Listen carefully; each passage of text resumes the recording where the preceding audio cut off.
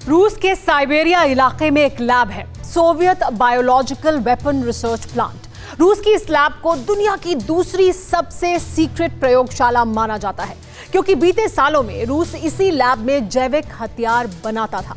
लेकिन अब पुतिन ने अपने साइंटिस्ट को एक नया काम सौंपा है, और ये नया काम है कोरोना वैक्सीन बनाने का। लेकिन जब रूस के पास पहले से ही कोरोना वैक्सीन मौजूद है, तो पुतिन दूसरी वैक्सीन क्यों बना रहे हैं? देखिए पुतिन की कोरोना वैक्सीन पर ये वर्ल्ड ब्रेकिंग न्यूज। पहली वैक्सीन डिलीट, दूसरी में जुटे साइंटिस्ट। मांगा इलाज, मिला शॉक, पुतिन की secret lab lock. Most dangerous lab of Putin क्यों बना रही है न्यू वैक्सीन? कौन भूल सकता है 12 अगस्त का वो दिन जब रूस ने दुनिया की पहली कोरोना वैक्सीन स्पुतनिक 5 को लॉन्च किया था। पुतिन ने अपने एक आविष्कार से पूरी दुनिया में सनसनी फैला दी थी। लोगों को लगा कि कोरोना नाम की अदृश्य मौत का अंत हो जाएगा, लेकिन इस वैक्सीन ने राहत की जगह साइड इफेक्ट देने शुरू कर दिए। ब्रिटिश अखबार डेली मेल ने पुतिन की कोरोना वैक्सीन को लेकर के बड़ा खुलासा किया है।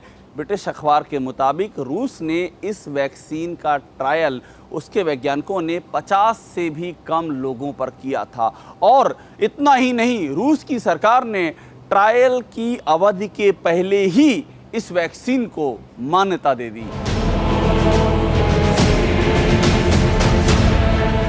हद तो तब हो गई जब यह खुलासा हुआ कि जिन लोगों को कोरोना वैक्सीन की डोज मिली, उन्हें 144 तरह के साइड इफेक्ट्स का सामना करना पड़ा। ये वैक्सीन पर नहीं, बल्कि पुतिन की साख पर सवाल था। इसलिए पुतिन ने अपने वैज्ञानिकों को दूसरी वैक्सीन बनाने के काम पर लगा दिया। दावा किया जा रहा है कि साइबेरिया के Soviet biological weapon research plant में कोरोना की दूसरी वैक्सीन पर काम शुरू हो चुका है, और इस प्रोजेक्ट को नाम दिया गया है मिशन एपिवैक कोरोना। रूस के वैज्ञानिकों का दावा है कि कोरोना का दूसरा ट्रायल सितंबर के महीने तक ही पूरा कर लिया जाएगा, और जिन 57 लोगों पर अभी तक ये ट्रायल किया गया है, उनमें किसी भी तरह के साइड इफेक्ट्स नहीं पाए गए हैं।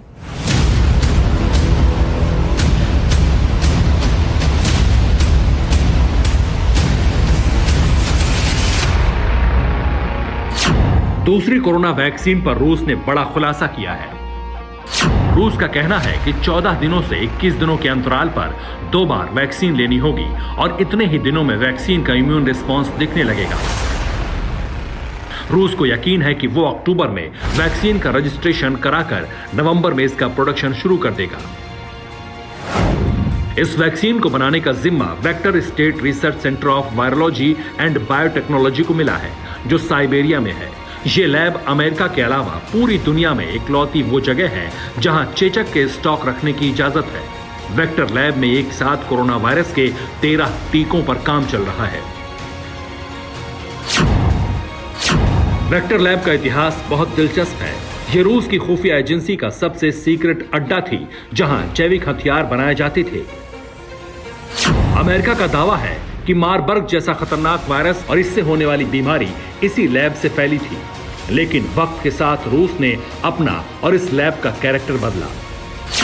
बीते कुछ सालों में वेक्टर लैब ने bubonic plague, anthrax, Ebola, hepatitis, SARS और HIV का टीका खोजने में बड़ी मेहनत की है। पुतिन की पहली वैक्सीन का तो रूस में ही मजाक बन गया, लेकिन पुतिन की दूसरी कोरोना वैक्सीन पर दुनिया की उम्मीद एक बार फिर जग गई है। Bureau report, TV9 Bharatvarsh. फिक्र आपकी, सोमवार से शुक्रवार रात 9 बजे सिर्फ TV9 भारतवर्ष पर।